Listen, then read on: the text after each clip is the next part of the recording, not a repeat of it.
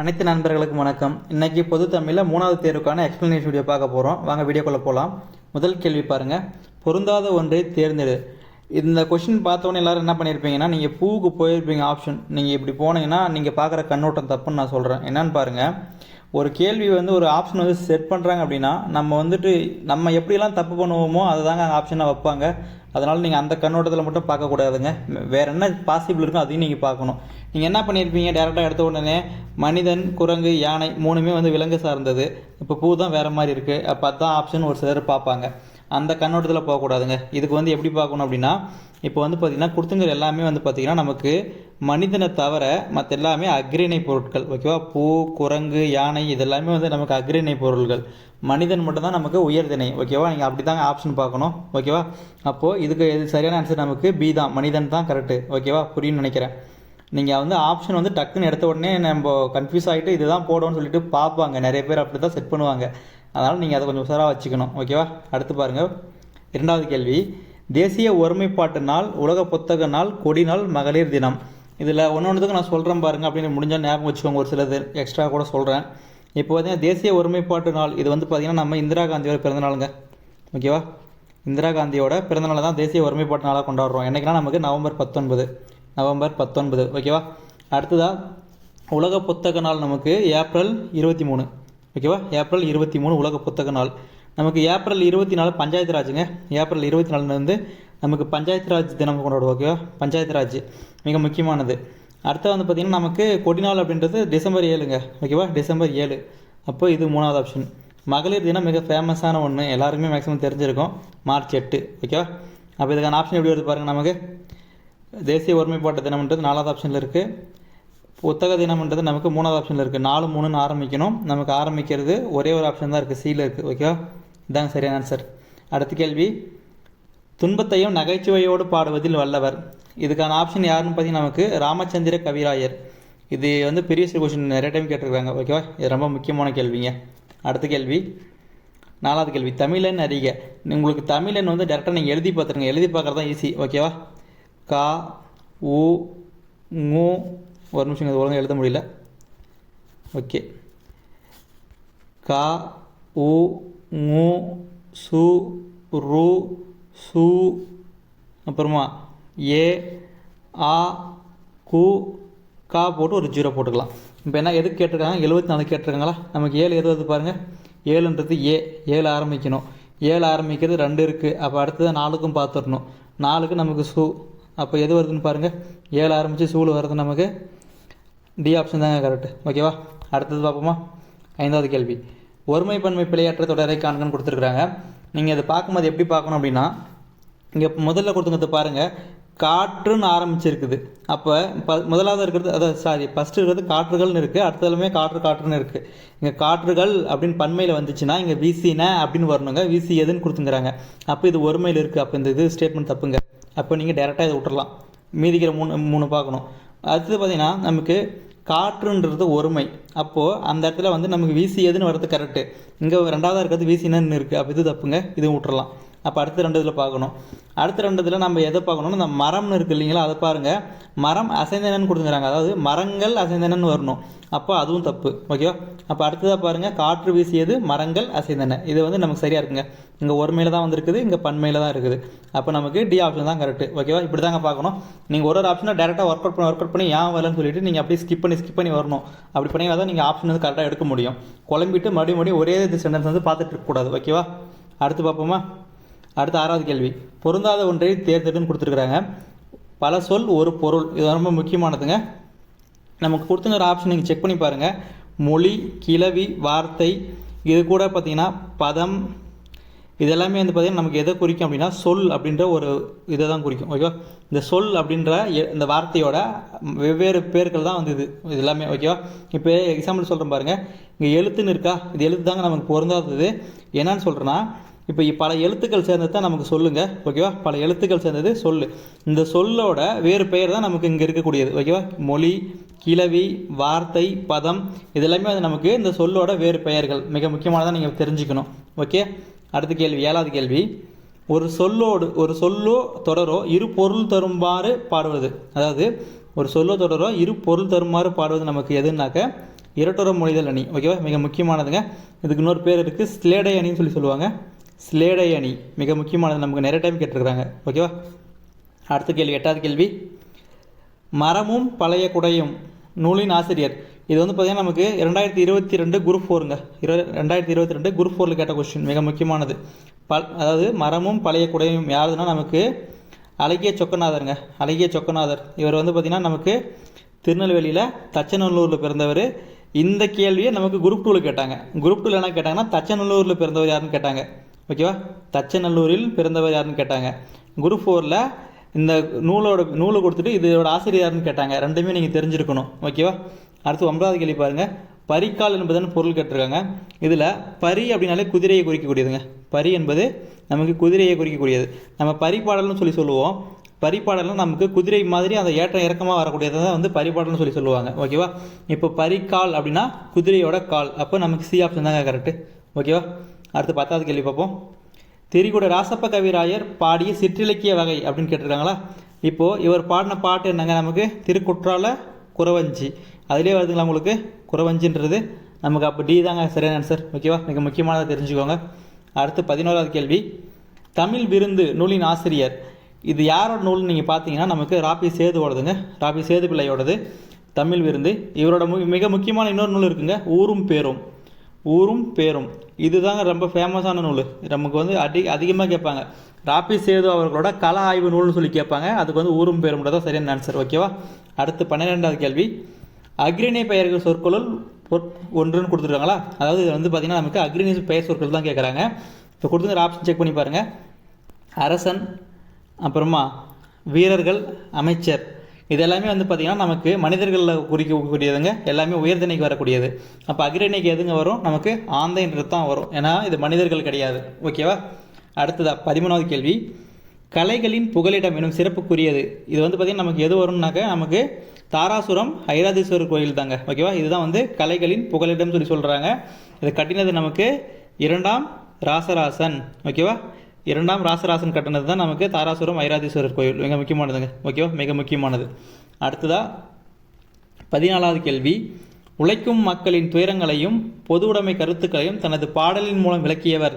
இது யாருங்க நமக்கு உழைக்கும் மக்களின் துயரங்களையும். இந்த ஒரு லைன் நீங்கள் பார்த்தீங்கன்னா டக்குன்னு கீழே பாருங்கள், பட்டுக்கோட்டை கல்யாண சுந்தரம் தான் ஆப்ஷன் எடுத்துக்கோங்க.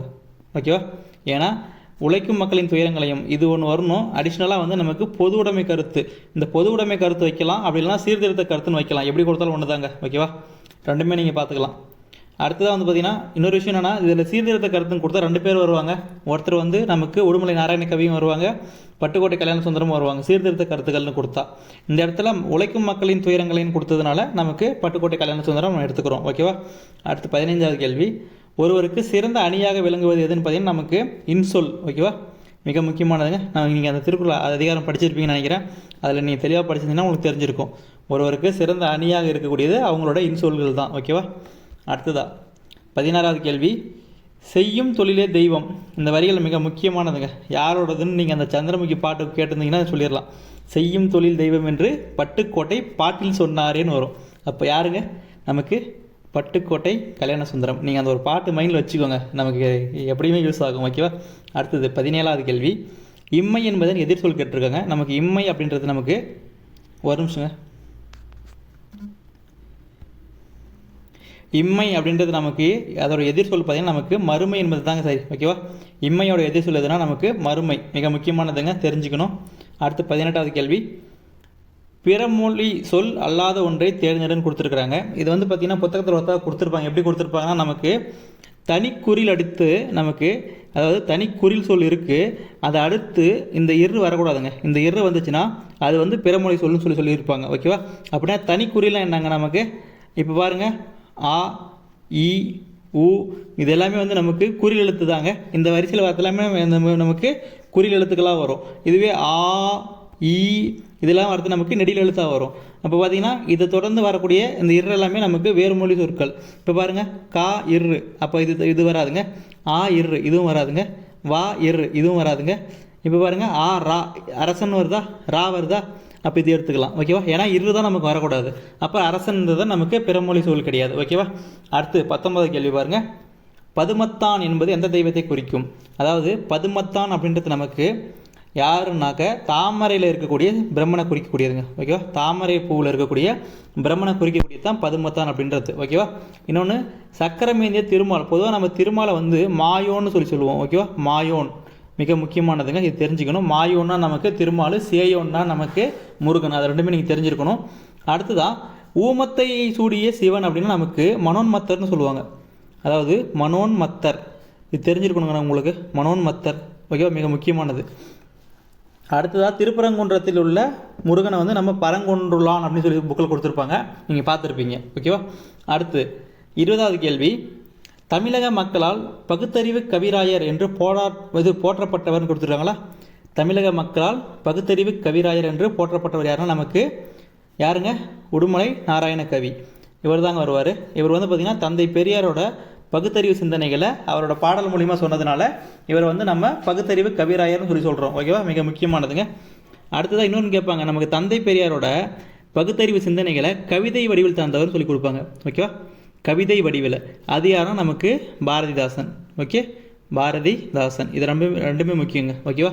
அடுத்ததாக 21வது கேள்வி, ஆங்கில சொல்லுக்கு நிகரான தமிழ் சொல் காண்க. மைக்ரோஸ்கோப்னு கொடுத்துருக்காங்களா? மைக்ரோஸ்கோப் அப்படின்றது நமக்கு நுண்ணோக்கியை குறிக்கக்கூடியதுங்க. ஓகே, இங்கே மைக்ரோ அப்படின்னு வந்தாலே அது நுண்ணோக்கி. இதுவே டெலஸ்கோப்பு அப்படின்னு கொடுத்தாங்கன்னா நமக்கு தொலைநோக்கி. ஓகேவா?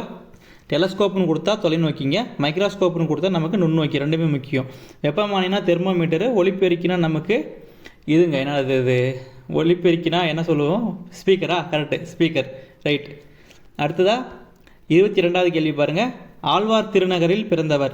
இது வந்து பார்த்தீங்கன்னா 2022 நம்ம குரூப் 4 கேட்டிருந்தாங்க. எப்படி கேட்டிருந்தாங்கன்னா ஆழ்வார் அதாவது நம்மாழ்வார் பிறந்த குருகூரோட மருவு பேர் கேட்டிருந்தாங்க.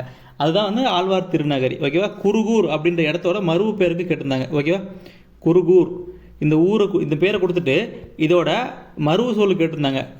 அது கூட என்ன பண்ணியிருப்பாங்கன்னாக்க நம்மாழ்வார் அவதரித்த தலமான குருகூர் தமது பழம்பெயரை துறந்து எவ்வாறு வழங்கப்படுகிறதுன்னு கொடுத்துருந்தாங்க. ஓகேவா? அப்படி பார்த்தீங்கன்னா நமக்கு ஆழ்வார் திருநகரி அப்படின்றது ஆன்சராக கொடுத்துருந்தாங்க. நமக்கு அப்படியே ரிட்டர்னில் நான் உங்களுக்கு கொடுத்துருக்குறேன். இப்போ ஆழ்வார் திருநகரில் பிறந்தவர் யார்? நமக்கு நம்மாழ்வார். ஓகே, மிக முக்கியமானது. அடுத்தது 23வது கேள்வி பார்ப்போம். என்ன 2 ஸ்டேட்மெண்ட் இருக்குது பாருங்கள். முதல்ல என்ன இருக்குன்னு பாருங்கள், மயிலாப்பூரில் உள்ள கபாலீஸ்வரர் சிவாலயத்தை பாடியவர் சுந்தரர்னு இருக்கா? ஆக்சுவலாக சுந்தரர் கிடையாது, நமக்கு திருஞான சம்பந்தர் தான் பாடியிருப்பார். ஓகேவா? திருஞான சம்பந்தர் இவர் தான் வந்துட்டு நமக்கு மயிலாப்பூரில் இருக்கிற கபாலீஸ்வரர் சிவாலயத்தை பாடினவர். ஓகேவா? மிக முக்கியமானது. அடுத்து 2வது ஸ்டேட்மெண்ட் என்ன இருக்குன்னு பாருங்கள், திருமயிலைக்கு அருகே உள்ள திருவல்லிக்கேணியை பாடியவர் முதல் ஆழ்வார்கள். ஓகேவா? இது 2வது கரெக்டு தாங்க, முதல் தான் அப்போ நமக்கு. ஓகேவா? அப்போது எதுங்க 2 மட்டும் சரி என்பது நமக்கு சரிங்க. ஓகேவா? கூற்று 2 மட்டும் சரி. அப்போது பி ஆப்ஷன் தான் கரெக்டு. ஓகேவா? அடுத்தது 24வது கேள்வி, ஓட காண்பது பூம்புணல் வெள்ளம், ஒடுங்க காண்பது யோகியோர் உள்ளம். இந்த பாடல் வரி யாரோடதுன்னு கேட்டிருக்காங்க. ஆக்சுவலாக இந்த பாட்டு எதில் வருதுன்னு நீங்கள் தெரிஞ்சிருக்கணும். திருக்குற்றாலக்குறவஞ்சியில் வரக்கூடியதுங்க. ஓகேவா? திருக்குற்றாலக்குறவஞ்சி அதில் வரக்கூடியது தான் இந்த பாடல் வரி. அதை எழுதுனது யாருன்னா நமக்கு யாருங்க? திரிகுட ராசப்ப கவிராயர். ஓகேவா? மிக முக்கியமான வரிகள்.